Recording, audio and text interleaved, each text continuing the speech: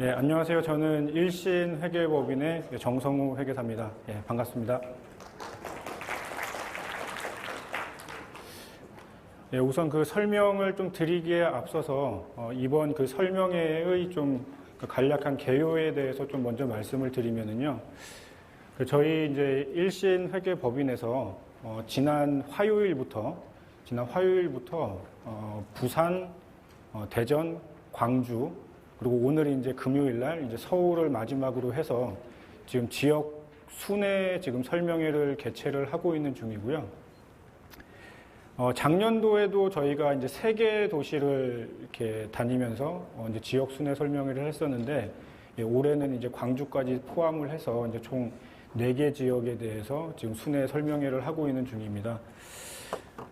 그리고 저희 이 설명회는 저희가 작년 말에 이제 저희가 수행했을 때도 동영상으로 이제 촬영을 마지막 날 해서 저희 홈페이지하고 이제 유튜브에 이제 그 동영상 그 강의 내용을 이렇게 동영상으로 올려놨었던 것처럼, 올해도 오늘 지금 저희 뒤에 보시면은 이제 동영상이 촬영이 되고 있는데요.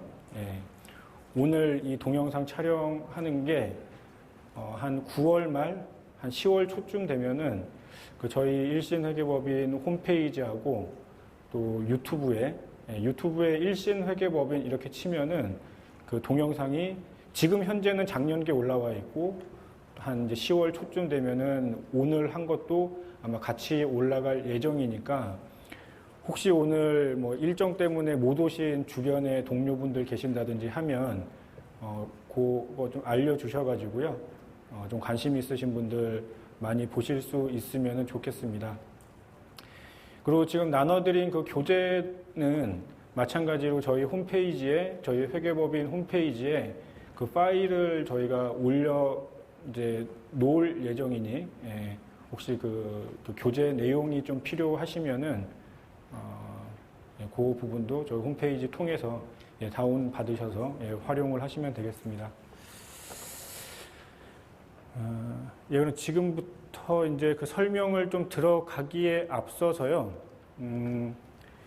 오늘 그 설명회는 아마 지금 여기 뭐 산업부 과제 하시는 분들, 또 미래부, 또 연구개발특구, 또 중소기업청 과제를 하신 분들, 하시고 계시는 기관들이 아마 이제 오셨을 텐데요. 각 부처의 그 규정을 그냥 이렇게 하나만 말씀을 드리는 게 아니고, 이렇게 좀 비교식으로, 부처별 이 규정 내용을 좀 비교식으로 저희가 구성을 했습니다.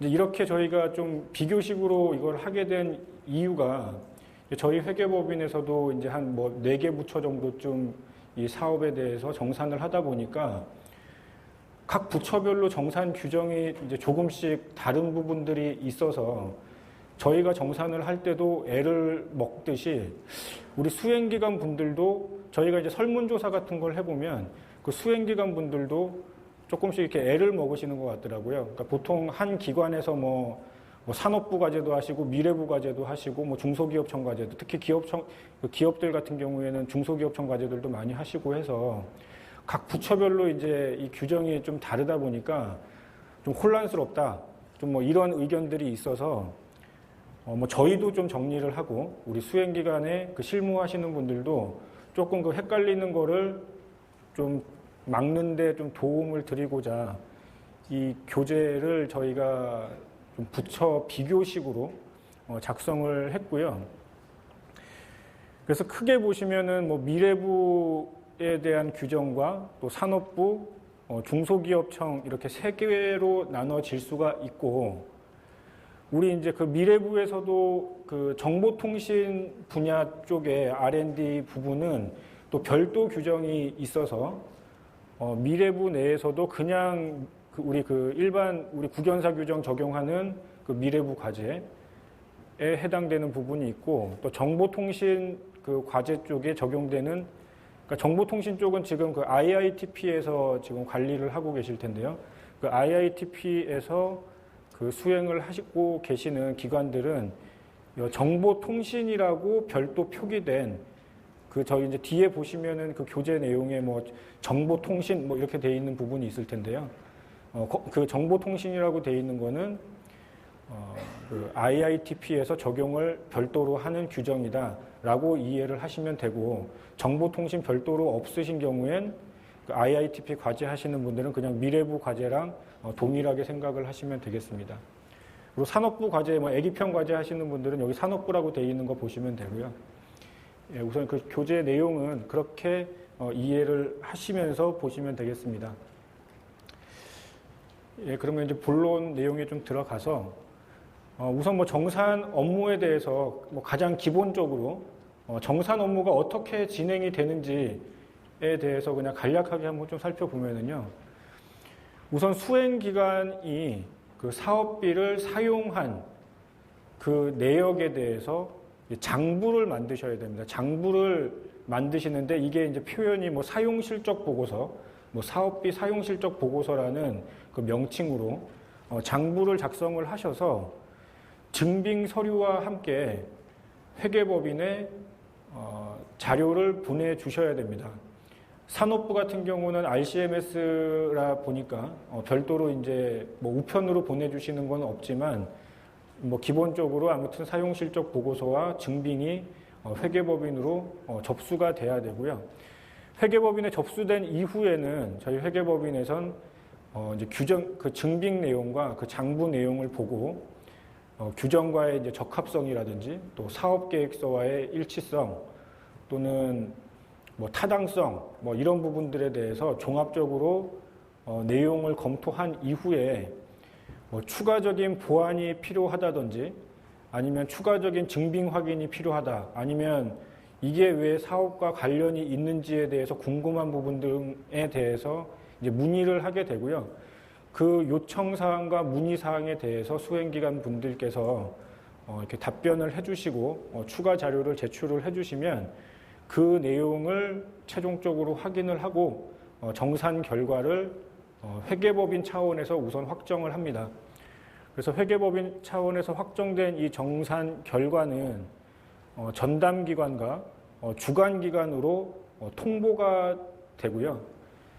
전담기관에서는 이 통보받은 정산 결과를 우리 주관기관에다가 이제 1차 통보를 하게 됩니다.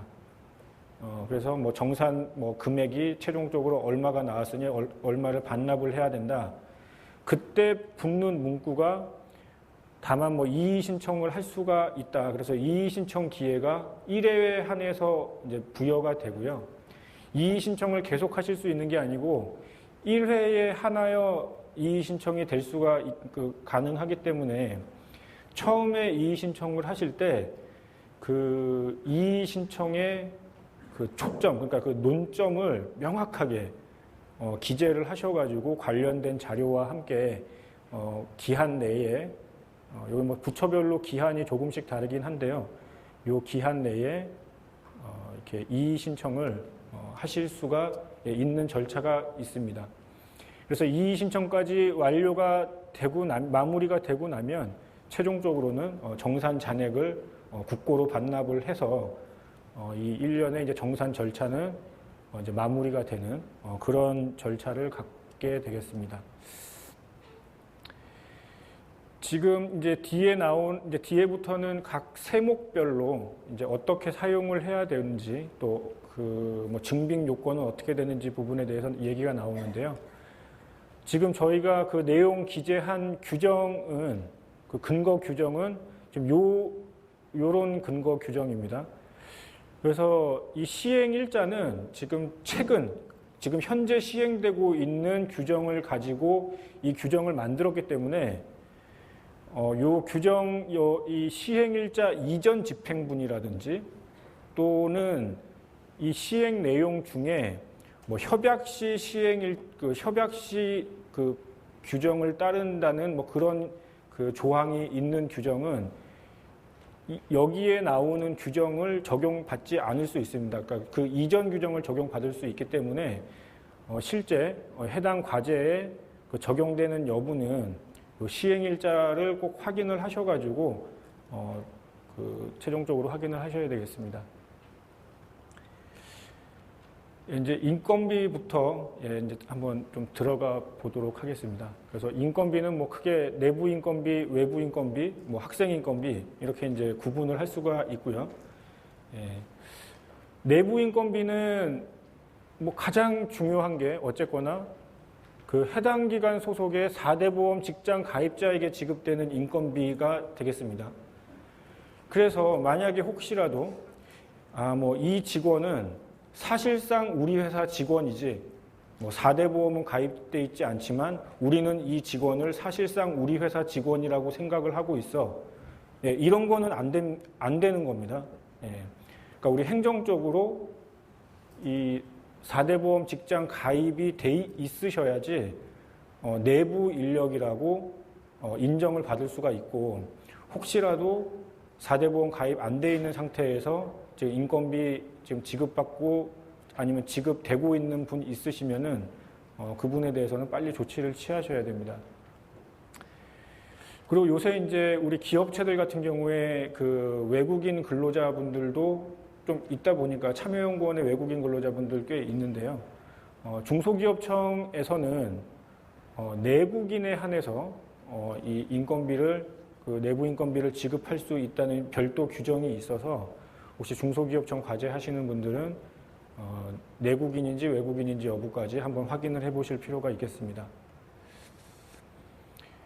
그럼 이제 인건비 금액 이제 대상자는 뭐 이런 대상으로 하고, 그럼 그러니까 이 금액은 어떻게 산정을 하느냐?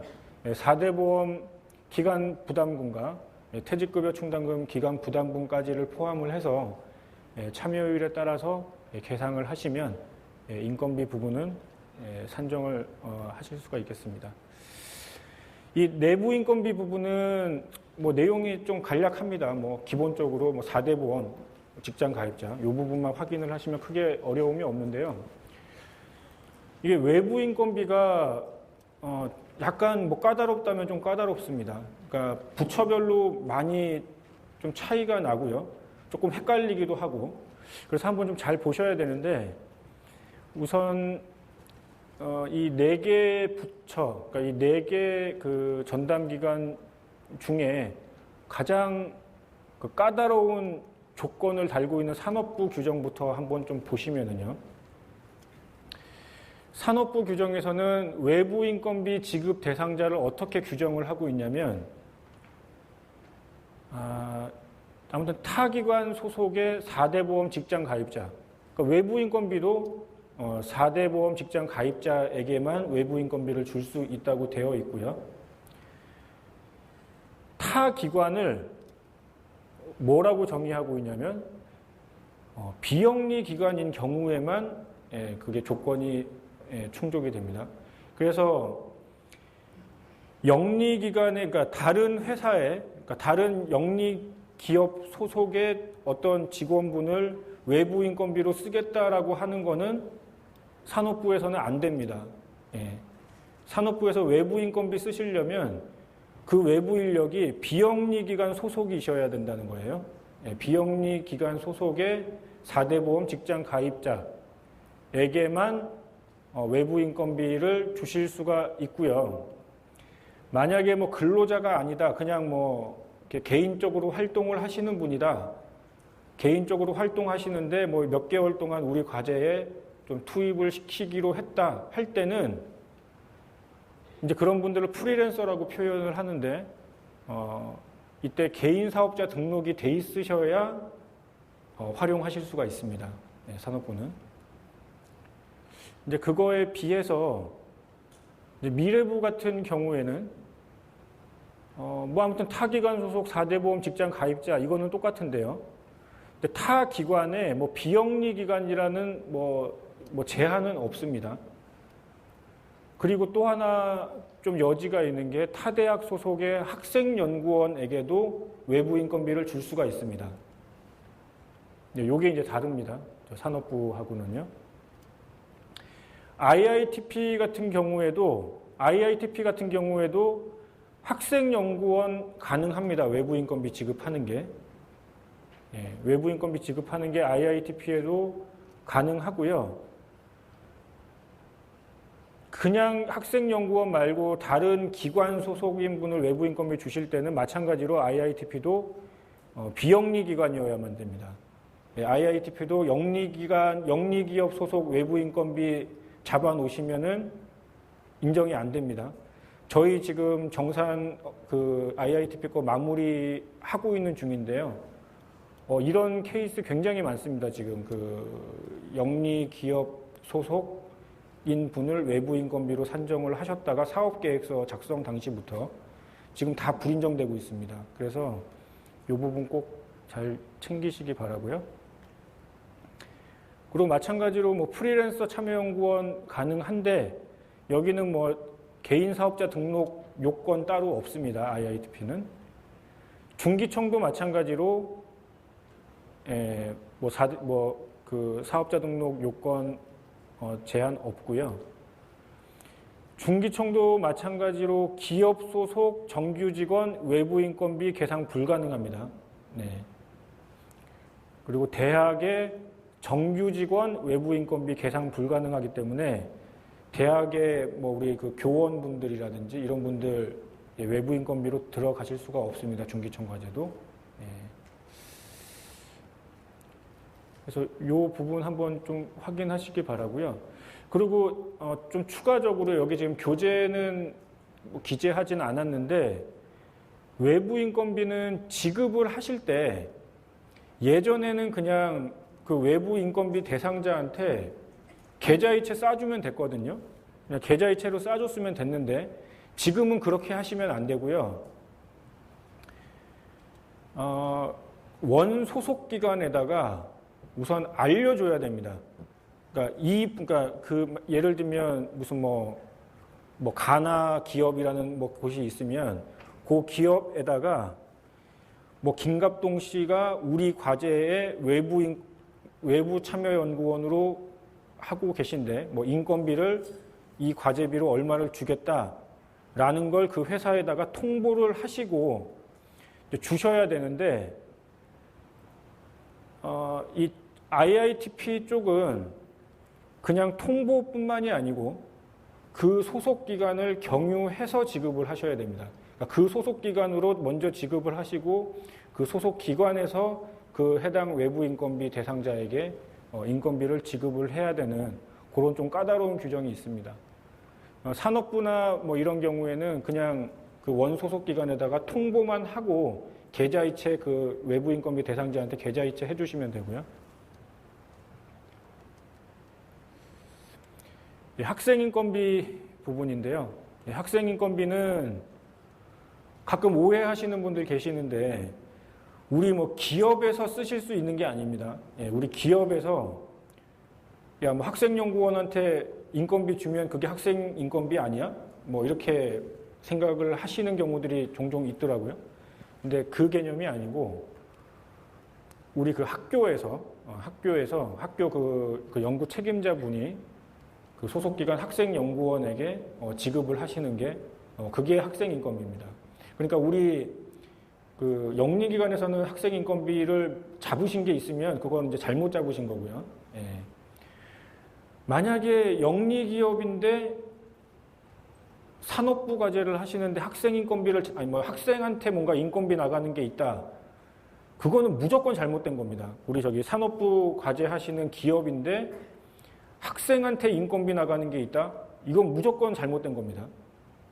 그러니까 내부 인건비로도 줄 수가 없고요. 내부 인력이 아니니까 그 학생은. 외부 인건비로는 줄 수 있는 방법이 없고 외부 인건비로는 줄 수 있는 방법이 없고요. 기업이기 때문에 학생 인건비도 줄 수가 없어서 혹시나 산업부에서 기업인데 학생 인건비, 학생한테 뭔가 인건비 나가는 걸 잡아 놓으시거나 지금 나가고 있으시면 빨리 지금 조치를 취하셔야 됩니다. 네. 그래서 아무튼 이렇게 학생연구원한테 학교에서 이제 지급을 하는 게 학생 인건비라고 보시면 되고요. 이 과정, 그러니까 학사, 석사, 박사 과정별로 이 단가가 정해져 있어서 그 참여율 적용을 해서 학생 인건비는 지급을 하시면 되겠습니다. 제가 뭐 작년에도 말씀드렸지만 이 인건비 부분은 참 이게 조심스러운 게 굉장히 신경을 많이 쓰셔야 되는데요. 그러니까 처음에 좀 신경을 많이 쓰셔야 된다, 인건비는. 예. 그러니까 인건비는 보통 뭐 첫 번째 달 잘못되고 두 번째 달 잘못되고 뭐 세 번째 달부터는 잘 되고 이러는 케이스가 없습니다. 그러니까 첫 번째 달 잘못되면은요, 마지막 달까지 무조건 잘못돼 있습니다, 대부분. 예. 그러니까 인건비는 뭐 하나 잘못되면은 곱하기 12만큼 불인정 당하는 게 대부분이기 때문에 만약에 월급에 뭐 300만 원 인력에 대한 인건비가 뭐 잘못돼 있으면 그 인력 한 분만 해도 3,600만 원 불인정이 나오기 때문에 인건비는 처음에, 그러니까 첫 달에 인건비 지급하시기 전에 뭔가 내가 규정상에 좀 애매모호한 게 있는 것 같다? 아니면 좀 확실치가 않다? 이게 현물 대상 아닌가? 내가 괜히 현금으로 잡은 거 아닌가? 뭐 이런 뭔가 조금 마음에 찜찜함이 있으면 그거를 꼭 다 털고 시작을 하셔야 됩니다. 괜히 뭐 6개월 정도 지난 다음에 뭔가 불안해서 그때 이제 뭐 부랴부랴 확인해 보려고 하면 이미 뭐 몇 천만 원 불인정 돼 있는 경우가 비일비재하기 때문에 대신 처음에 첫 번째 달에만 잘 세팅을 해 놓으면 그냥 그 다음 달부터는 기계적으로 나가면 됩니다. 뭐 3년 정도쯤 되는 과제 같으면 뭐 36개월 그냥 기계적으로 나가면 됩니다. 근데 첫 번째 달이 중요합니다. 첫 번째 달 인건비는. 또 뭐 신규 채용 연구원 같은 거 있는 경우에도 또 이제 그 달에 좀 조심하면 되고요.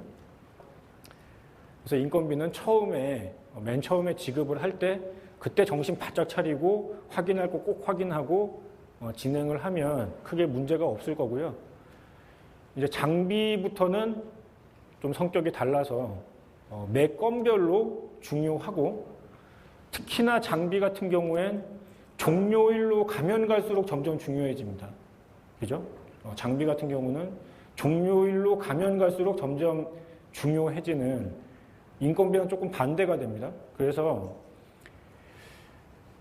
이 장비, 뭐 재료비, 뭐 뒤에 뭐 활동비 이런 것도 마찬가지지만 우선 장비 설명드릴 때 가장 기본적인 내용부터 좀 말씀을 드리면 뭐 장비 구매건, 뭐 재료 구매건, 뭐 용역 뭐 이렇게 발주해서 이렇게 용역 서비스 받는 거건 가장 중요한 건 사업 기간 내에 돈이 지출되는 게 중요한 게 아니고 물건이 들어와야 됩니다. 물건이 입고가 돼야 됩니다. 물건은 안 들어왔는데 돈만 나갔다? 이러면 불인정입니다. 예. 그러니까 사업 기간 종료일까지 물건이 들어오고 뭐 용역 발주 나간 게 있으면 용역 결과물이 최종적으로 검수가 완료가 돼야 됩니다. 사업 기간 종료될 때까지는요. 그게 이제 가장 기본이고요. 그건 만약에 혹시나 뭐 들어올 줄 알았는데 못 들어왔다. 뭐 12월 말 과제인데 들어올 줄 알았는데 12월 말에 보니까 못 들어왔더라.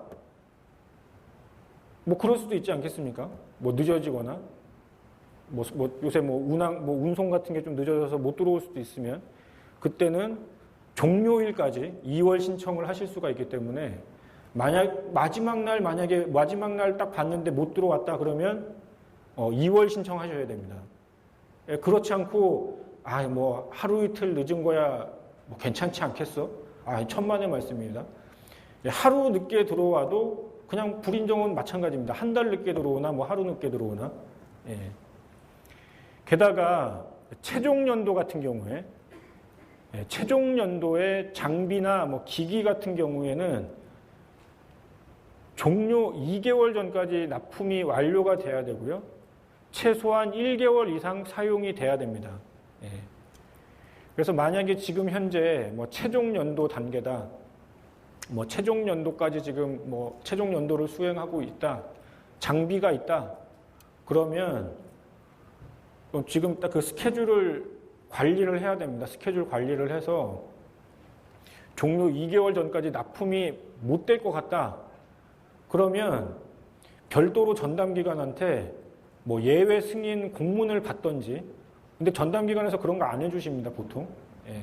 그 뭐 본인이 책임 뭐 질 필요가 없기 때문에 그런 거 안 해주시니까 아니면 뭐 사업기간 연장 신청이라도 해서 이 2개월을 꼭 확보를 하셔야 됩니다. 예, 최종 연도 같은 경우에. 예. 뭐 11월 말 과제면 이제 9월 말이 종료 2개월 전이죠. 그러니까 11월 말 지금 혹시 과제 최종 연도 하고 계신 분들은 잘 한번 이렇게 돌아가셔가지고 한번 리스트를 한번 뽑아가지고 혹시나 이번 달 말까지 안 들어오는 게 있는지 체크를 한번 꼭 해보시기 바라고요. 뭐 그거 외에 뭐 시약 재료, 또 시제품, 뭐 제작 경비, 뭐 이제 이런 것들이 있습니다. 그리고 수행기간 내부에서 보유하고 있는 장비를 이용을 했다. 그래서 뭐 내부 거래로 뭐 이렇게 뭐 우리 그 수행기간 내에 있는 무슨 뭐 센터 이런 데에다가 뭐 사용료 이런 거 내는 거는 인정이 안 됩니다. 예, 그런 경우에는 그 해당 장비를 현물로 뭐 계상을 한다든지 해야 되는 거고, 그 장비 사용료 부분 쪽에 대해서는 현금 사용이 인정되지 않습니다. 마찬가지로 수행기간 내부 보유 장비뿐만이 아니고 수행기간 간에도 모든 거래는 인정이 되지 않습니다. 수행기간 간에는 뭐 그게 뭐 재료건 뭐건 간에 뭐 용역이건 뭐건 간에 수행기간 간에는 무조건 거래를 하시면 사업비로 쓰실 수가 없습니다.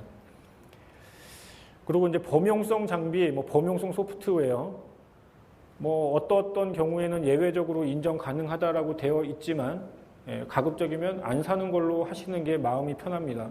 네.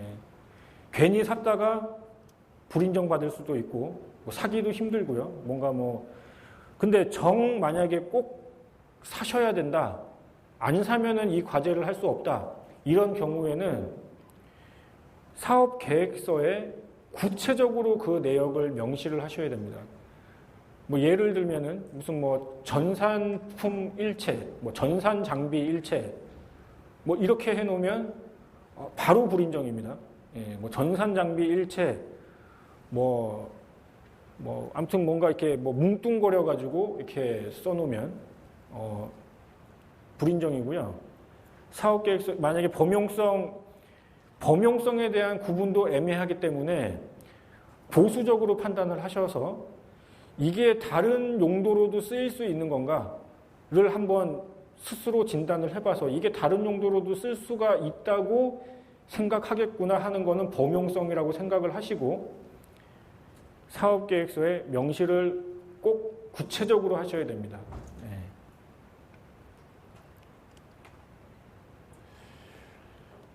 그리고 이제 장비 부분 쪽에는 뭐 이렇게 돈 나가고 뭐 증빙 갖추고 이것뿐만이 아니고요. 이 특히 고가 장비 같은 경우에는 이 절차도 지켜야 되는데요. 이 절차를 지키지 않으면 또 인정받지를 못하는데 우선 내용을 보시면은 일단 뭐 미래부 IITP 이쪽 과제 하시는 분들은 3천만 원 이상 장비 구매하시는 경우에 연구개발과제 평가단 승인, 또 1억 이상인 경우에는 이 심사 절차를 거쳐서 승인 통보를 받으셔야 구매하실 수가 있습니다. 그러니까 승인 통보를 받으셔야 됩니다. 그래야 심의 절차를 거쳐서 승인된 걸로 볼 수 있고요. 산업부 같은 경우에는 1억 기준은 별도로 없고 3천만 원 이상이면은 중앙장비심의위원회를 거쳐야 되고요. 조달청 나라장터를 통해서 구매를 하셔야 되고 또 1,000만 원 이상의 모든 구매 장비에 대한 정보를 이튜브에 등록을 하셔야 됩니다. 뭐 절차가 아무튼 여러 가지 있습니다. 3천만 원 이상이면 중앙장비심의위원회, 또 구매하시는 것도 나라장터 통해서 하셔야 되고요. 뭐 1,000만 원 이상의 모든 구매 장비에 대해서 유튜브에 그 내역을 정보를 등록을 하셔서 다른 기관에서 활용하실 수 있게끔 그 정보를 등록을 하셔야 됩니다.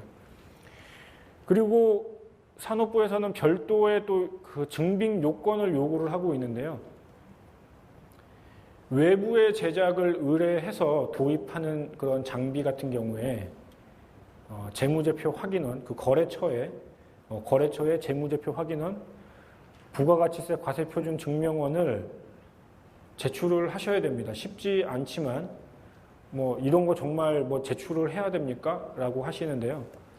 저희가 상시 점검할 때 보완 요청 사항으로 다 보완 요청을 하고 있습니다. 그래서 애시당초 처음에 거래하실 때 요거 R&D 과제 때문에 어쩔 수 없이 받아야 되는 거니까 좀 주시오 해가지고 이런 거 받기 힘들더라도 꼭 요청해서 받아서 RCMS에 등록을 하셔야 됩니다.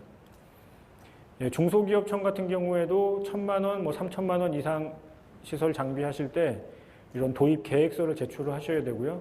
1억 이상 장비 구매하시는 경우에 심의 요청서를 제출을 해서 심의 절차를 거치셔야 됩니다. 예, 현물 부분을 제가 지금 별도 한 장으로 이렇게 놔뒀는데요. 이 현물 부분을 뭐 저도 그간에 그렇게 심각하게 고민을 했던 건 아닌데 저도 이렇게 좀 새롭게 요새 알았습니다. 이 현물이, 그러니까 현물은 보통 우리가 현금에 비해서 많이 좀 중요도가 떨어진다. 뭐 저희 정산하는 회계법인에서도 좀 중요도가 약간 좀 낮게끔 생각을 했는데 저희 이제 그 회계법인에서는 그럴 수 있어도 우리 수행기관에서는 현물을 우습게 보시면 안 됩니다. 제가 가만히 생각해 보니까 그렇다는 건데요.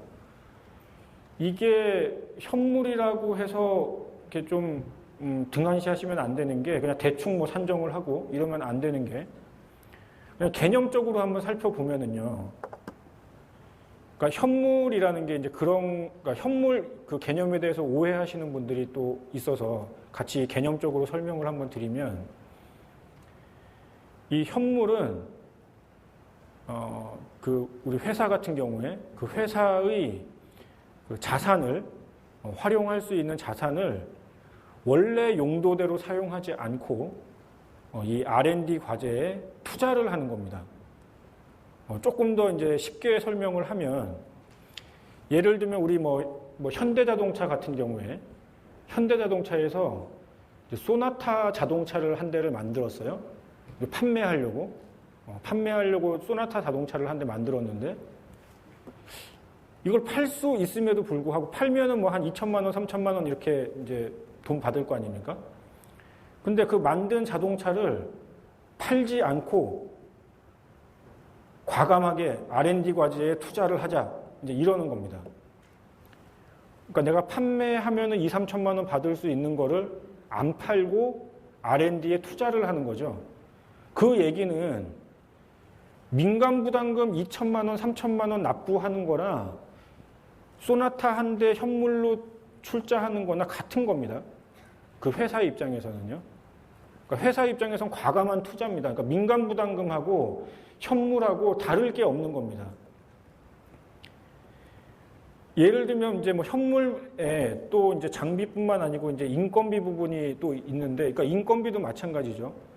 우리 이제 영리기업 같은 경우에 그 정규 직원분들 같은 경우는 이 R&D 과제가 아니더라도 R&D 과제가 아니었으면은 원래 뭐 생산, 뭐 판매, 뭐 마케팅, 뭐 기획, 뭐 품질 관리, 뭐 이런 데에서 다들 그 역할을 하실 분인데 이 R&D 과제에 과감하게 인력을 투자를 하신 거죠. 예.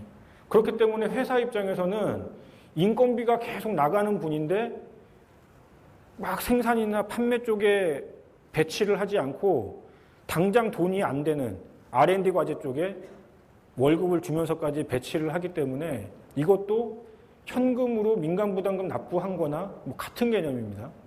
그래서 이 현물 부분은 사실상 민간 부담금과 같은 개념으로 보셔야 되고요. 민간 부담금 현금이랑 같은 개념으로 보셔야 되고 현금을 만약에 정당하게 출자하지 않으면 민간 부담금을 정상적으로 납부하지 않은 거랑 동일합니다. 내용이.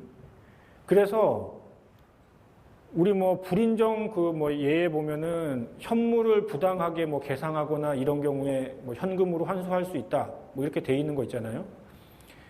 현금으로 환수하는 거는 뭐 당연하고 그것뿐만이 아니고 현물을 부당하게 계상을 하시는 경우엔 제재 조치까지 받을 수가 있습니다.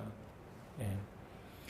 저희가 정산을 할 때는 현물 출자 확인서로 확인을 하기 때문에 크게 정산상에서는 이슈가 나오지는 않지만 나중에 뭐 대회 기간에서 뭐 현물에 대한 일제 감사라든지 이런 거 기획 감사 차원으로 충분히 할 수 있을 걸로 저는 예견을 하고 있습니다. 예. 그래서 뭐 감사원이나 무슨 뭐 이런 각 부처에서 현물 제대로 출자하고 있는지 일제 점검 뭐 이런 거 충분히 할 수 있거든요. 저희가 간혹 실태조사 같은 거 나가서 현물에 대해서 한번 보면은 내용 연수 끝난 것들도 태반이고요. 예. 아무튼 뭐 정말 뭐 난리입니다. 그 현물을 정말 한번 봐보면은. 그래서 혹시 지금이라도 현물 부분에 대해서 좀 그간에 약간 이렇게 좀 중요도를 낮게 생각을 하셨다면은 이게 그럴 사항이 아니다라는 걸 좀 같이 꼭 이렇게 이해를 하셨으면 좋겠고요. 예, 그래서 아무튼 현물, 예, 현물은 그래서 이제 그 개념으로 같이 보면, 그러니까 이 현물은 회사에서 아무튼 돈이 들어가는 겁니다. 회사에서 실제 돈이 들어간 게 이제 현물 개념이기 때문에 만약에 우리 그 정부 출연 과제로 구매했던 장비가 있다면 그 장비는 다른 과제의 현물 출자 대상이 아닙니다. 왜냐하면 정부 출연금으로 구매를 한 장비는 우리 회사 돈이 들어간 게 없잖아요. 그죠? 우리 회사 돈이 들어간 게 없기 때문에 그 장비를 다른 과제에 현물 출자를 하더라도, 물론 다른 과제에서 활용은 할 수 있겠죠. 근데 우리가 소요된 원가가 제로이기 때문에 그 다른 과제에서는 이 장비에 대해서 금액을 잡을 수 있는 금액이 이제 제로가 되는 겁니다. 그래서 뭐 이렇게 R&D 과제, 정부 출연 R&D 과제로 구매한 이런 장비 같은 경우엔 이 동일 과제라든지 이 타 과제에 뭐 현물로 산정이 불가능하다라는 그 취지가 뭐 그렇게 이해를 하시면 될 것 같습니다. 그리고 이제 금액을 어떻게 산정을 하느냐 부분이 있는데요. 뭐 미래부, IITP, 산업부, 뭐 공이 전부 다 뭐 최근에 다 개정이 됐습니다. 다 개정이 돼서 구입가의 20% 이내로 산정을 하실 수가 있는데 이 기간 조건이 있습니다. 기간. 그래서 구입한 지 5년 이내에 한해서 그 20%를 이내에서 산정하실 수가 있고 내용 연수가 마찬가지로 협약 기간보다 길어야 됩니다. 그러니까 내용 연수가 이미 끝났다. 이런 경우에는 이것도 현물로서의 뭐 가치가 없는 걸로 뭐 본다는 얘기입니다. 실제 활용 가치를 떠나서 장부상 가치가 없으면은 없다. 그리고 5년 이내여야만 된다. 예, 이런 얘기가 있습니다. 중기청은 뭐 옛날처럼 그냥 장부가에 20% 돼 있는데 여기도 바뀌어야 되지 않을까 싶습니다. 이게 지금 다 구입가의 20%로 바뀌는 추세여가지고요. 근데 아무튼 현재는 장부가의 20%. 이게 뭐 협약시 장부가일지 직전 연도 장부가일지는 뭐 나와 있지는 않습니다. 아무튼 장부가의 20%라고 되어 있는데 저희는 협약시 그냥 장부가 20%로 보고 정산은 하고 있습니다. 예, 이제 장비 재료비는 설명을 마쳤고요. 연구 활동비 부분에서 한번 좀 내용을 보겠습니다. 예, 연구 활동비, 뭐 국외여비, 뭐 공공요금, 논문 게재료, 시험 분석료, 전문가 활용비, 뭐 이런 것들이 있고요. 그 국외여비는 연구 활동비, 국내여비는 연구과제 추진비, 이거 아시죠? 그리고 뭐 회의 세미나 개최비는 연구 활동비, 회의 세미나 관련 식대는 연구과제 추진비, 이렇게 구분되는 거는 알고 계실 거라고 생각을 하고 있습니다. 예, 국외협의 부분은 좀 조심하셔야 되는데요. 국외협의는 뭐 대외기관에서도 관심도 많고 뭐가 잘못되면은 뉴스에도 나올 수가 있기 때문에 예, 국외협의는 좀 잘 하셔야 되는데 우선 자체 기준 단가 적용을 하셔야 되고요. 자체 기준 없으면은 뭐 실제 필요한 경비로 산정을 하셔야 된다. 그리고 뭐 뒤에 뭐 불인정 사례에서 나오겠지만 뭐 출장 보고서도 있어야 되고요. 또 뭐 이제 그래야 되는 게 있습니다. 그리고 시험 분석료 같은 경우에는 제가 이걸 굳이 뭐 이렇게 써놓은 거는 그 시험 분석료가 그 한 작년, 재작년에 개정이 한번 됐는데 재작년인가 아마 개정이 됐을 겁니다. 예전에는 그 수행 기간 간에 그 비영리 기간, 그러니까 수행 기간 중에 만약에 비영리 기간이 있으면은 그 해당 비영리 기간에 의뢰하는 시험 분석료는 인정이 됐던 시절이 있었거든요. 그래서 수행 기간 간에 거래가 시험 분석료라면 뭐 인정이 됐었던 그런 이제 시절이 있었는데 그게 작년, 재작년을 해서 이제 그것도 모든 게 다 막혔습니다. 다 막히고 뭐 수행기간 간이라도 뭐 비영리 기간이 포함되어 있더라도 수행기간 간의 시험 분석료도 무조건 안 된다. 그냥 무조건 수행기간 간 거래다. 이렇게 보는 걸로 바뀐 대신 하나 이제 이걸 좀 터준 게 있는데 그 비영리 연구기관이 그 자체 기관 내에서 그 시험 분석을 하면서 그 자체 그 시험 분석 센터 같은 데에다가 지급하는 수수료 이런 거는 현금으로 인정을 한답니다. 네. 수행기관에서 의뢰한 거는 굳이 불인정을 한다고 해놓고 자체 기관에서 자체적으로 내부 거래하는 거는 굳이 인정을 한다고 한 그 취지는 제가 정확히 모르겠지만 아무튼 작년부터 뭐 요거에 한해서 비영리 기관에 한해서 공인시험 성적 결과서가 나오는 경우에 그 내부 거래가 가능하다. 요거 빼고는 모든 내부 거래, 모든 수행기관 간 거래는 다 금지가 되어 있습니다. 예, 연구과제 추진비를 좀 보면은요, 뭐 아까 국내협의, 뭐 시내교통비, 뭐 사무용품비, 연구환경 유지를 위한 기기비품 구입, 유지비용. 이거 오해하지 마셔야 되는 게 여기 뭐 비품이라고 돼 있으니까 뭐 책상, 의자 뭐 이런 거 생각을 하실 수가 있는데 그런 거 얘기하는 게 아닙니다.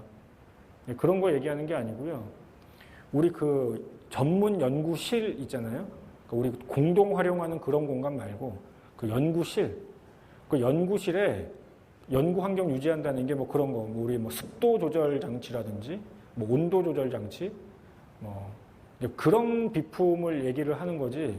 이게 무슨 뭐 냉장고 뭐 이런 거를 얘기하는 게 아닙니다.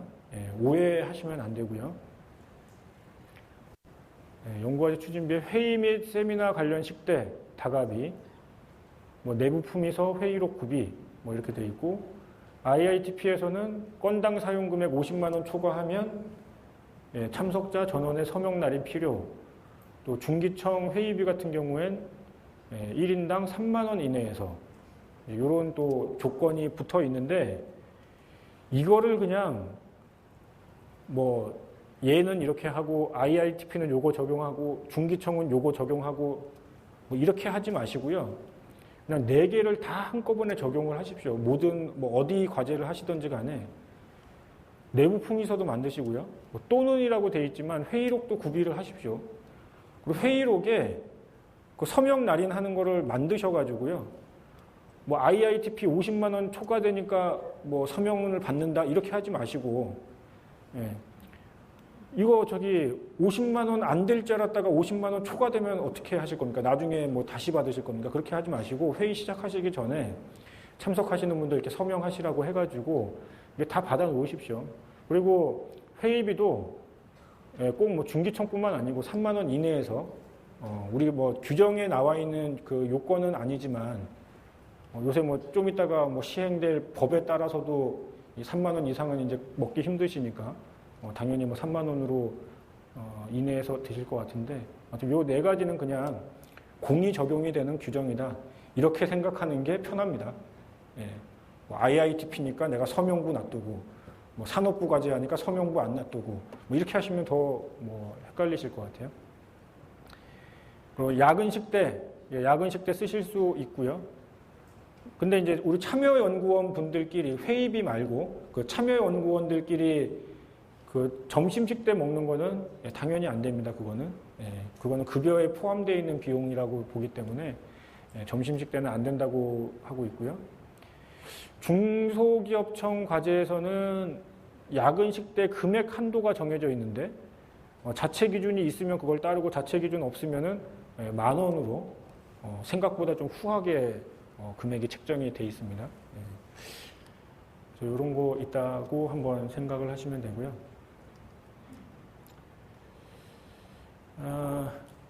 연구과제 추진비를 조금 더 한번 보면 이제 비율 규정이 있습니다. 그러니까 뭐 정산을 해야 되냐 말아야 되냐 또 그거에 따라서 뭐 비율이 뭐 또 왔다 갔다 하는 게 있어서 이게 부처별로 또 다 조금씩 다릅니다. 그래서 미래부 요 규정을 보면은 만약에 그 사업이 정산을 하지 않는 사업이라면, 그러니까 이 연구과제 추진비에 대해서 정산을 안 하기로 한 사업이라면 10% 내에서만 계상을 해라. 이제 이렇게 규정이 되어 있고요. 그러니까 정산을 하는 사업 같은 경우엔 10%를 넘게 쓰실 수도 있겠습니다. 예. 산업부 같은 경우는 그냥 뭐 이런 거 저런 거 필요 없다. 정산 무조건 면제. 대신 10% 이내에서 무조건 산정을 해라. 이제 이렇게 좀 가장 간단 명료하게 되어 있고요. IITP 같은 경우엔 10% 내에서 계상을 하면 정산을 하지 않는다.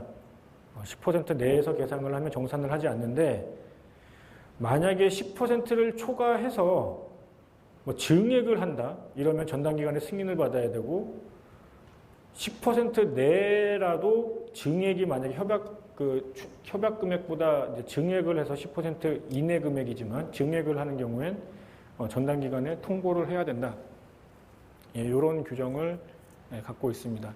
그리고 중소기업청 같은 경우에는 이제 금액 제한도 나와 있는데요. 뭐 연차별 2천만 원 이내에서 추진비를 쓰실 수가 있다.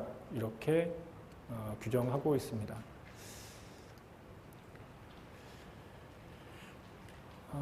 그 연구수당 들어가기 앞서서 지금 뭐 이렇게 보시면은 뭐 대충 느끼시겠지만 여기 나와 있는 내용이 전부가 아닙니다.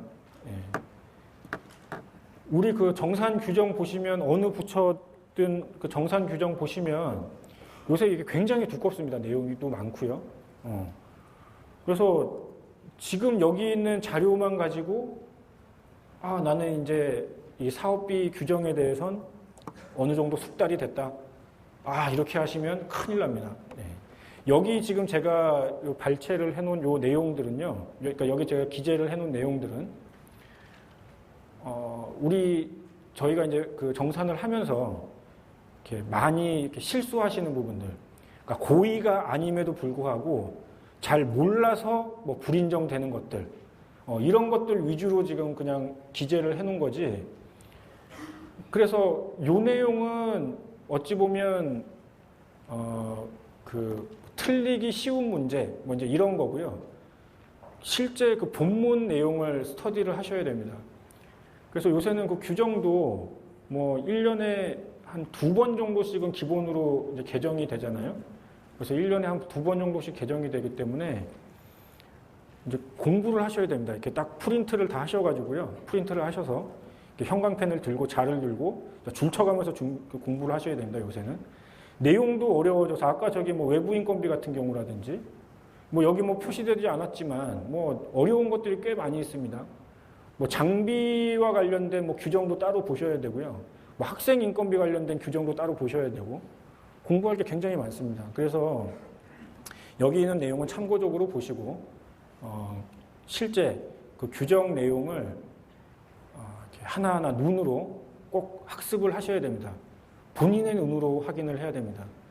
제가 항상 설명회 때 드리는 말씀이지만 아마 뭐 들으신 분도 있겠지만 제일 크게 그러니까 제일 불인정이 많이 나오는 제일은 아니지만 아무튼 불인정 나오는 많은 시나리오가 있는데 그 시나리오 중에 대표적인 게 남의 얘기를 듣고 불인정 당하는 겁니다. 그러니까 남의 얘기를 듣는다는 게 우리 저기 옆에 회사에 뭐 R&D 과제를 단연간 수행하신 뭐 공대 출신의 뭐 박사 대표님이 계시는데 그분이 된다고 하더라. 그분한테 물어보니까 그분이 된다고 하던데 뭐라든지 뭐 자기가 연구과제 이렇게 하면서 좀 알게 된 어느 대학의 교수님이 계시는데 그 교수님도 연구과제 많이 하신 분인데 그분이 된대더라. 이렇게 해서 되는지 알고 썼다. 규정에 이런 게 있는지 몰랐다. 이제 이런 게 대표적인 시나리오입니다. 저희 쪽에 이제 하소연하시는 그 시나리오가. 제가 아까 말씀드렸지만 1년에 2번 정도씩 개정이 되고 있고 개정되는 내용도요. 이게 무슨 뭐 문구 수정 뭐 이런 게 아니고 핵심적인 내용이 막 바뀌고 있습니다. 예를 들면 여기 뒤에 여기 뭐 연구수당도 산업부에는 갑자기 뭐 개인별 연구수당 한도액이라는 규정이 작년부터인가 갑자기 새로 생겼습니다. 옛날에 과제 하시던 교수님이나 뭐 대표님들이나 모르십니다. 이런 거는. 요새 안 해보셨으면. 예전에 연구수당 뭐 총괄 책임자가 뭐 80%, 90% 갖고 가고 하시는 경우들 있잖아요. 독식은 아니더라도 뭐 60%, 70%, 80% 갖고 가셨던 적이 있는데 지금은 이렇게 하시면 안 됩니다. 지금은 규정이 안 된다고 딱 돼 있거든요. 개인별 연구수당은 50% 이하로. 이런 게 이제 새로 생기기도 하고 해서 뭐 과거에 내가 조금 해봤으니까 내가 좀 알지. 이러면 큰일 납니다, 요새는. 새로 바뀐 규정을 하나하나 이렇게. 그래서 제가 말씀드리는 게 줄을 치면서 보셔야 된다는 얘기예요. 그냥 이렇게 대충 이렇게 봐서는 또 그게 그거 같아요. 까만 글자만 계속 써 있고 하니까 잘 읽혀지지도 않고. 그래서 이렇게 하나하나 문장을 이렇게 정말 이렇게 보셔야지 놓치지 않고 하실 수가 있습니다. 그리고 뭐 기왕 뭐 얘기가 나왔으니까 뭐 좀 추가적으로 더 하나 말씀을 드리면 이 규정을 뭐 정확히 확인을 해야 된다라는 건 기본이고요. 규정을 봐도 애매한 것들이 또 있습니다. 규정을 봐도 이게 그럼 이렇게 하는 거는 된다는 거야, 뭐 안 된다는 거야, 뭐 이렇게 애매한 것들이 있습니다. 규정에서 딱 제시하지 않는 애매한 순간들, 뭐 그런 게 있을 땐 항상 안 되는 걸로 판단을 하셔야 됩니다. 특히나 우리 실무하시는 분들 같은 경우엔 안 되는 걸로 얘기를 하셔야 됩니다. 누가 쓰시려고 하면 그거 안 돼요, 안 돼요. 이렇게 얘기해야 됩니다. 야, 그게 왜 안 돼? 그러면 규정에 만약에 없는 내용이다 그러면 뭐 여기 설명회를 팔아도 됩니다. 이 설명회에서 그때 내가 질문을 해봤더니 무슨 회계사가 뭐 안 된다고 하더라고요. 뭐 이렇게 하셔도 되니까 정말 애매한 것들 혹시라도 그런 선택의 순간에 닥쳤을 땐 가급적이면 안 되는 걸로 판단을 하셔야 됩니다. 괜히 이거 뭐 글쎄요 규정에 없으니까 뭐 될 수도 있을 것 같기도 하고요. 뭐 이렇게 얘기하면 일단 쓰시는 분들 입장에서는 급하니까 이제 쓰신다는 거죠. 그래놓고 나중에 회계법인에서 불인정당하면 왜 그때 내가 쓸 때 막지를 않았냐 문제라든지 하소연을 또 이제 막 우리 실무하시는 분들한테 하시는 그래서 괜한 이렇게 피해를 또 받으시는 경우들이 있기 때문에 우리 뭐 책임자분들이라든지 좀 이렇게 좀 지위가 있으신 분들이 막 이렇게 쓰려고 하면 애매한 것들은 쓰면 안 됩니다. 참으십시오. 이렇게 꼭 하셔야 됩니다. 사실 뭐 여기 내용보다 그런 게 더 중요하다고 저는 생각을 하고 있습니다. 이 내용은 뭐 규정 읽어보시면 되는 거고요. 규정 읽어보시면 되는 거니까 규정대로 하시면 되는데 규정이 안 나온 걸 어떻게 할 거냐 이런 부분엔 현명한 좀 처신이 필요하다고 보입니다. 계속해서 연구수당 부분 좀 말씀드리면요. 제일 중요한 거는 참여연구원한테만 지급이 돼야 됩니다. 참여연구원에게만. 실집행인건비의 20% 이내에서 산정을 하셔야 되고요. 또 사업계획서상 금액을 초과하시면 안 되고요. 1인 단독으로 받으시는 것도 안 됩니다. 그리고 여기 써져 있지는 않지만 유권 해석상 또 안 되는 것이 있는데 n분의 1 안 됩니다. n분의 1 안 되고요. 급여에 비례해서 지급하는 것도 안 됩니다. n분의 1로 하시는 경우에 오늘도 저희 지금 그 애기평가 정산하다가 그 n분의 1로 한 게 있더라고요. 그거 이제 불인정 될 겁니다. 그것도. 그러니까 n분의 1은 합리적인 기여도 평가가 없다는 겁니다. 그리고 급여 비례해서 하는 것도 그거는 기여도 평가가 아닙니다. 그냥 급여입니다. 급여. 급여 보조 지급입니다. 그건 성과급 지급 개념이 아닙니다. 그렇기 때문에 우리 동양적인 마인드에서 어떻게 다들 고생했는데 이거를 저 친구는 많이 주고 저 친구도 고생하고 쟤도 고생하고 다 고생했는데 누구는 많이 주고 누구는 적게 주고 어떻게 이럴 수가 있느냐 뭐 이럴 수 있어요. 그게. 근데 실제 지급하실 때는 좀 냉정하게 평가를 하셔가지고 좀 차등을 두셔야 됩니다. 그리고 그걸 요구를 하고 있고요. 아무튼 대외 기관에서 말씀드린 대로 아까 산업부 같은 경우는 이제 추가적인 또 개인별 이 수당 한도 요건이 추가적으로 제시가 되어 있는데 아까 말씀드린 대로 전체 연구수당의 50% 이상을 한 분이 받아가시면 안 되는 거, 또 그 개인의 연구수당 금액은 그 연구원의 그 과제 인건비의 50% 이하, 그러니까 그 연구원의 연봉 50% 이하가 아니고요. 이 과제에 들어간 인건비의 50% 이하. 그래서 예를 들면 만약에 참여율이 20%다. 참여율이 20%면은 연봉의 참여율 곱한 거에, 그러니까 연봉의 20% 한 금액의 50%. 그래서 생각보다 적게 받으실 수 있습니다. 특히나 뭐 이렇게 책임자분들 같은 경우에 좀 적어질 수 있습니다. 이 금액이요. 그리고 중소기업청 같은 경우에는요, 요런 한도뿐만이 아니고 만약에 인건비를 당초 금액보다 적게 쓰면은 적게 쓴 비율만큼 수당도 무조건 감액을 해야 됩니다. 그래서 뭐 신규 채용 연구원이 늦게 채용돼서 몇 개월 동안 급여가 지급된 게 없었다. 이러면 연구 수당도 그 비율만큼 감액이 돼야 됩니다. 그러니까 요 비율뿐만이 아니고요. 인건비가 계획보다 감액이 됐으면 수당도 감해야 된다. 요 내용도 아셔야 되겠습니다. 그리고 간접비도 생각보다 많이 불인정이 되고 있는데요. 간접비로도 불인정이 되고 인건비로도 불인정이 많이 되고 있습니다. 그래서 지원인력 인건비, 뭐 연구지원비, 성과령 지원 경비 이렇게 되어 있는데 이 지원인력 인건비 때문에 그러는데요.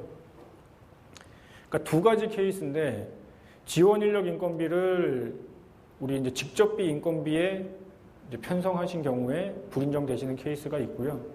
또 지원인력 인건비의 요건, 그러니까 지원인력 인건비를 쓸 수 있는 요건이 있는데 연구실의 개발비가 10억 이상이어야 되는 이런 요건이 있는데 뭐 이런 게 충족이 안 돼서 안 됐음에도 불구하고 지원인력 인건비를 쓰시는 경우가 혹시 있어서 이런 경우에도 불인정될 수가 있고요.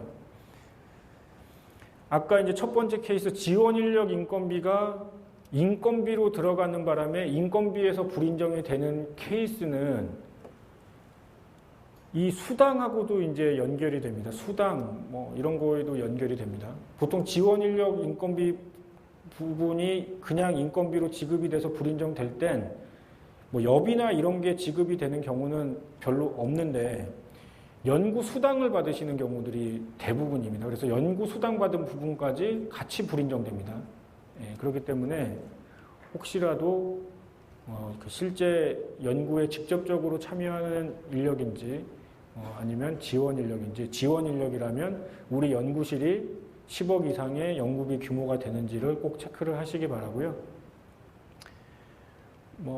이런 거 이제 이런 걸로 안전관리비, 보안관리비 이런 거 이제 쓰실 수가 있다, 이제 이런 내용입니다. 최초 협약 예산을 초과해서 사용을 할 수가 없고요. 이거는 이제 증액도 할 수 있다, 영리기관 같은 경우엔. 근데 증액하는 경우 거의 못 봤고요. 증액하는 경우는 거의 못 봤고요. 아무튼 규정상으로는 할 수는 있습니다. 몇 % 범위 내에서는. 근데 이제 중요한 게, 영리기관은 중요한 게 뭐냐면 간접비도 쓰기로 한 대로 쓰셔야 됩니다. 그러니까 예를 들면 사업계획서에 지적재산권 출원 등록비라는 걸 잡아놓지 않았어요. 근데 특허 출원비라고 해서 이제 쓴단 말이죠. 이러면 불인정됩니다. 예. 그러니까 금액이 초과되거나 이런 거에까지는 저희가 뭐라고 얘기는 하지는 않지만, 영리기관은 원래 계획대로 사용을 해야 되기 때문에 원래 계획하지 않았던 거를 사용을 하시는 경우에는 불인정될 수 있어서, 혹시라도 간접비라고 해서 약간 이렇게 그냥 좀 덜 중요하게 우리 사업계획서가 지금 작성이 돼 있는 기관이 있다면 이거 빨리 그 간접비 부분도 사업계획서에 실제 쓸 것들을 반영을 시키셔야 됩니다. 지금이라도 수정을 하셔든지 해서. 예. 그래서 그 내용만 좀 조심하시면 되는데, 그거 안 조심하셔서 불인정되는 케이스가 생각보다 많이 있습니다. 간접비에서. 예. 그래서 세목별로 이제 산정 기준 이렇게 한번 좀 살펴봤고요. 이제 여기 불인정 사례는 그 앞서 말씀드린 내용을 좀 복습하는 부분들도 있으니까요. 예, 혹시나 앞부분에서 좀 잘못 들었다든지 조금 오해해서 들은 것들은 또 이 부분 통해서 다시 한번 더 바로 잡을 수 있으니까요. 복습하는 마음으로 한번 다시 보시죠. 우선 공통사항입니다. 사업비 통장이 있거나 사업비 카드가 있으면은 그거를 꼭 쓰셔야 된다는 얘기고요. 인적, 물적 구분이 명확하지 않은 기관 간의 사업비 집행을 했다, 이런 경우에 안 되고, 또 환급 다 아시겠지만 환급 받을 수 있는 관세 부가가치세, 받을 수 있는입니다. 그러니까 환급 받을 수 있는 부가가치세는 다 빼야 된다는 얘기고요. 그러니까 사용 금액에서. 그러니까 11,000원 주고 샀으면 10,000원만 실적에 반영해야 된다는 거죠. 우리가 환급 신청을 했건 안 했건 간에 우리가 환급을 받을 수 있는 1,000원이라면 그거는 빼고 11,000원을 썼더라도 10,000원만 그 실적에 반영을 해야 된다는 얘기고요. 그러니까 받을 수 있는입니다. 받은이 아니고. 2월 같은 것들을 그러니까 2월 승인을 하지 않고, 2월 같은 거는 이제 승인 사항인데, 자체 2월을 했다라든지, 이런 거 인정 안 되겠죠. 현물 부담 금액을 부당하게 계상을 했다. 그럼 100%, 이건 그냥 비율 비율 따져서 환수하는 게 아니고 그냥 100% 환수합니다. 정부 출연금 비율 적용하지 않는다. 그리고 추가적으로 제재 조치까지 받을 수가 있다. 이렇게 확인을 하시면 되겠습니다.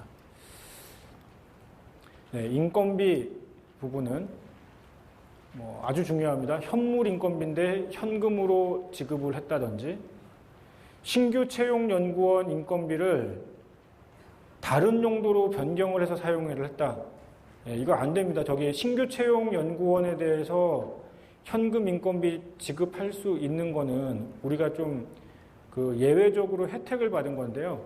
그거는 신규 채용, 고용 창출 이런 측면에서 요 그 항목으로만 쓰도록 확정이 돼 있는 거기 때문에 여기서 만약 예를 들면 뭐 6개월 동안 채용이 안 돼서 돈이 6개월 동안 채용 안 됐으면 꽤 많이 남았을 거잖아요. 그 돈은 그냥 반납하셔야 됩니다. 이건 뭐 재료비로 쓰면 되겠지? 뭐 이렇게 하시면 안 되고요. 이건 반납하셔야 됩니다. 신규 채용 연구원 현금 인건비. 아까 말씀드린 것처럼 참여연구원 이외에 뭐 지원 인력 인건비를 인건비로 썼다든지 참여연구원 변경 보고하지 않았다. 참여율을 초과해서 썼다. 인건비가 이중으로 집행이 됐다.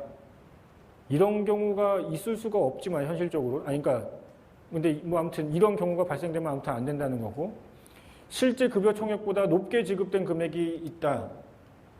이제 요 내용은 뭐 간혹 이런 경우 있습니다. 그러니까 저희가 그 원천징수 내역을 그러니까 우리 원천징수부 같은 거를 받아보면은요. 거기에는 월 한 300 받은 걸로 돼 있는데 우리 연구비에서는 500 이렇게 나가는 겁니다. 그러니까 세무신고는 300으로 신고돼 있는데 사업비에서는 인건비로 500이 나가는 거죠. 그러면 이 200은 뭐지? 라고 저희가 생각을 하시는 게 아니고요. 200은 유용으로 보는 거죠, 저희는. 그래서 이런 200만큼은 뭔가 아무튼 뭐 비자금이든 뭐든 이런 걸로 쓰였을 것이다 라고 해서 전담기관에 보고를 하게 됩니다. 뭐 유용, 뭐 의심건 이런 걸로 해서. 이 인건비도 그렇지만 특히나 연구수당 쪽에서도 이런 현상이 종종 발생되는데요. 연구수당이 그 과세 대상인데 과세 대상으로 그 신고를 하셔야 되는데 뭐 세법에 대한 오해로 인해서 뭐 비과세로 처리를 하는 경우까지는 뭐 그래도 뭐 좋습니다. 뭐 그거야 뭐 이제 세무 처리상 문제니까 우리가 그냥 뭐 이건 뭐 과세로 나중에 다시 신고하세요. 그냥 이렇게 그냥 안내만 하고 정산상의 문제는 삼지 않지만 연구수당을 지급하고 비과세로도 신고가 안 된 그냥 아무 세금 그 세무적으로 신고되지 않은 그런 연구수당들도 종종 있습니다.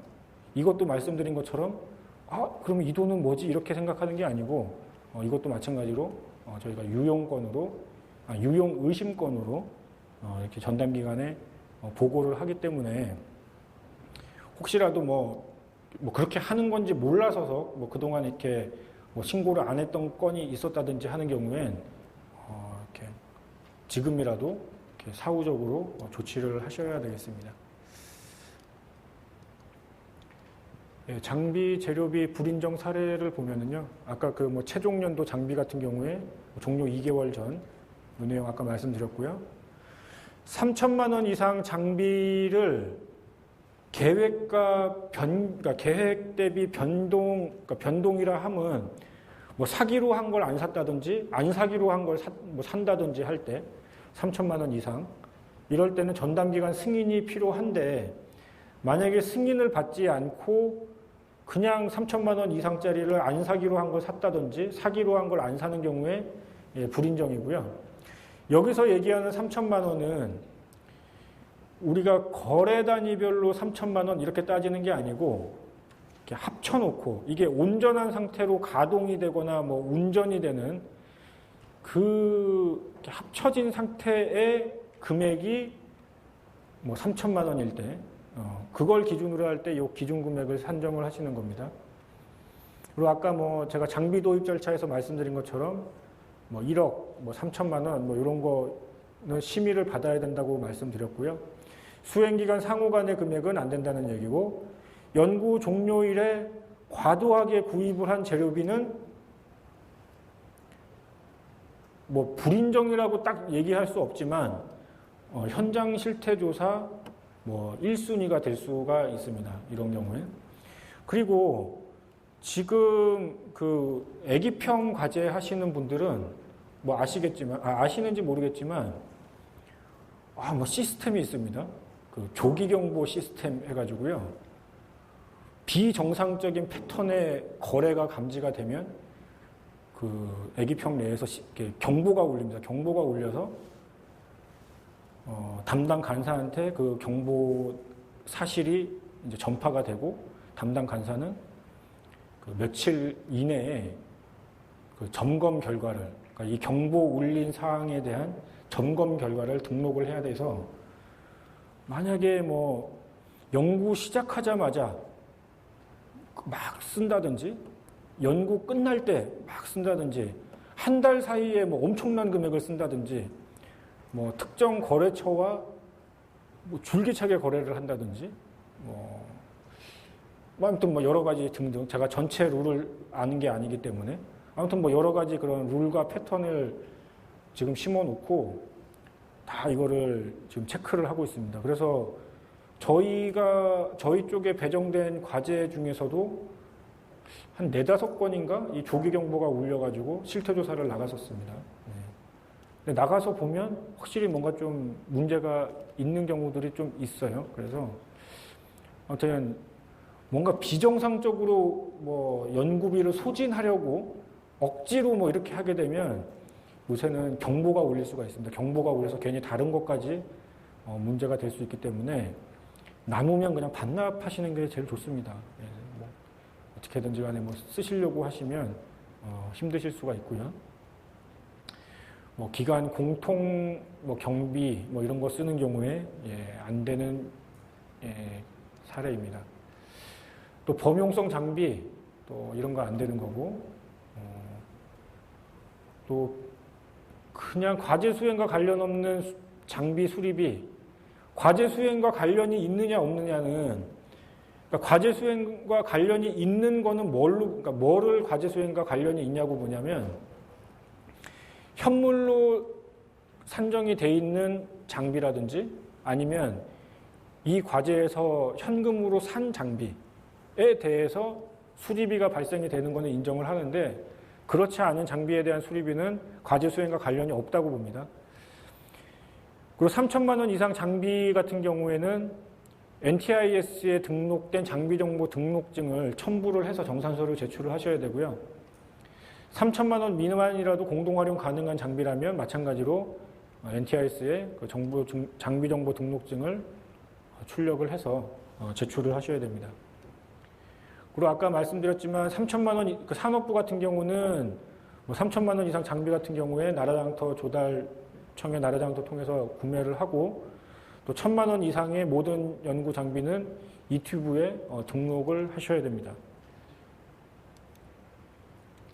네, 연구활동비는 그 여비 같은 경우는 그 R&D 과제용 여비 규정은 인정되지 않습니다. 그냥 회사의 여비 규정을 따라야 되고요. 뭐 R&D 과제를 위한 별도의 여비 규정을 만드는 거는 인정되지 않고요. 출장 보고서가 없다. 국외 여비 같은 경우에 그러면 인정되지 않습니다. 또 여비 기준 초과 만약에 출장지에서 식대를 무상으로 식사를 제공받았으면은 그 식사에 해당되는 여비받은 금액은 다시 반납을 하셔야 되고요. 또 이런 전문가 활용비, 뭐 각종 수당, 이런 수당은 소속기관 직원, 인건비 계상된 외부 전문가에게 지급하실 수 없습니다. 그러니까 각종 수당, 전문가 활용비는 그러니까 우리 그 수행기, 그러니까 우리 기관뿐만이 아니고 다른 수행기관, 그러니까 다른 참여기관들 있잖아요. 그러니까 다른 참여기관 또는 우리 기관의 모든 직원분에게 다 주시면 안 된다고 생각을 하셔야 됩니다. 네. 서적을 구매하시는 경우에는 구입 목록이 영수증에 나와야 되고요. 화환 구입비, 경조사 비용, 선물, 기념품 구입비 이런 거 쓰실 수가 없습니다. 예, 연구과제 추진비 아까 뭐 비율 쪽 제가 말씀드렸죠. 비율 뭐 산업부는 10% 초과할 수 없다. 미래부는 10% 뭐 범위 내에서 정산하지 않는 경우에는 또 뭐 증액하는 경우에 승인받거나 통보해야 된다. 또 사업계획서상 금액 초과해서는 안 된다. 또 중기청은 뭐 2천만 원이라는 금액 제한도 있다. 또 연구환경 유지 비품 구입 아까 비품 말씀드렸죠. 냉장고, 뭐 책상, 뭐 의자 이런 거 안 된다는 거. 그런 거 아니고서라도 그 습도, 뭐 온도 유지, 뭐 그런 장치 같은 것도 사업계획서에 구체적으로 명시를 해놔야 됩니다. 네. 그리고 참여연구원들끼리 평일 점심식대로 쓰시는 거 안 되고요. 유흥성 경비도 안 됩니다. 네. 유흥성 경비 안 되고요. 또 증빙 금액과 그 실적 보고서상의 금액이 뭐 다르다든지 이런 경우 안 되고, 또 초과 근무, 그러니까 야근 식대 같은 경우는 초과 근무 내역이 확인이 돼야 되는데, 초과 근무 내역은 뭐냐면 이제 어떤 참여연구원이 누가 몇 시부터 몇 시까지 무슨 업무 때문에 이렇게 야근을 했다. 그리고 거기에 그 책임자가 이렇게 확인 날인을 이렇게 하시는 그런 걸 얘기를 하는 거고요. 이 초과 근무 내역은 혹시나 뭐 그 근태 관리 시스템이라든지 이런 게 전산으로 구비가 돼 있으면 그 전산 자료를 나중에 확인시켜 주시면 되고, 만약 전산 시스템 그런 게 안 돼 있으면 수기로라도 대장을 만들어서 이걸 관리를 하셔야 됩니다. 그리고 회의비 식대와 출장 식대, 출장을 나가서 회의를 하시는 경우들도 있는데요.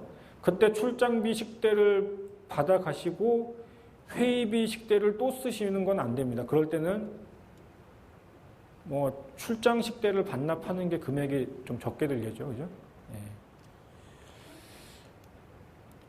예, 연구 수당 쪽 보시면 최초 협약 예산 초과해서 집행을 하시면 안 되고, 실집행 인건비 20% 초과하는 것도 안 되고, 산업부는 개인별 지급 한도 두 가지 있는 거, 자기 인건비 그 인건비에 뭐 50%, 또 전체 연구수당에 50% 초과하는 거 안 되는 거고, 예, 중기청은 인건비 감액된 것만큼 연구수당도 감액해야 된다는 거. 예. 그리고 중요한 게 합리적인 평가가 없이 지급하는 거, n분의 1 급여 비례해서 지급하는 거, 예, 이런 거 안 되는 겁니다. 예, 여기 나오네요. 합리적인 기준 없이. 그리고 총괄 책임자가 평가하는 겁니다. 대표이사분이 평가하는 게 아니고요. 예, 과제를 총괄하는 총괄 책임자가 기여도 평가를 하는 거지 대표자가 평가를 하시는 게 아닙니다. 뭐 1인에게 집행하는 경우 안 된다는 얘기가 있습니다. 아이고. 그리고 간접비 최초 협약 예산 초과해서 집행하는 거 안 되고요. 또 전담기간 뭐 증액할 수 있는 비율이 있고, 그럴 경우에 승인을 받아야 되는 경우도 있고, 산업부는 통보를 하는 경우 있고요. 또 영리기관은 간접비를 일괄 흡수해서 사용을 하면 안 되고, 여기 나오는 거 맨 마지막 게 중요한데, 영리기관은 당초 사업계획서에 포함되지 않은 항목으로 집행을 하면 불인정이 되기 때문에 사업계획서에 어떤 걸 쓰겠다라는 걸 뭐 나름 이렇게 좀 구분을 해서 명시를 하셔야 사업계획서대로 썼구나 이렇게 판단을 할 수가 있겠습니다. 네, 이상 그 16년도 설명회를 마치도록 하겠습니다. 네, 감사합니다.